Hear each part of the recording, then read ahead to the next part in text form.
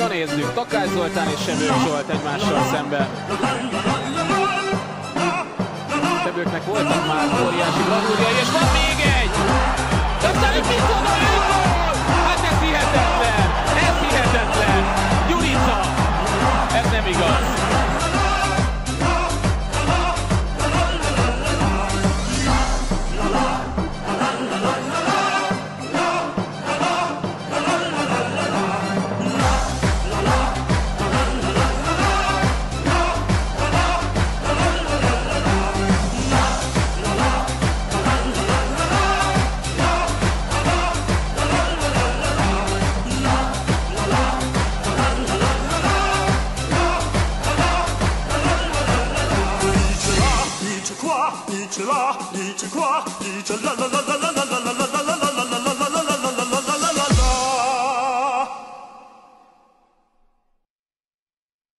For anden gang scorede jo til 1-0. Og se om Hoffmann hugger den nu. Han har gået til den rigtige side begge gange indtil nu.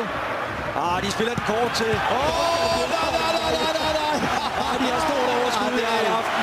Brøndby, det er smart lavet det der, og så altså Morten Duncan, der får lov til at ind og ud finte. Men Hoffmann har selvfølgelig... Han gik så til den rigtige side. Ja. Hoffmann, men... nærmest en ydmygelse af Vejle-spiller, det her. Det må man sige. Det er så på negativ side, men jeg synes, det er fin underholdning. Det er selvfølgelig, fordi de har det også.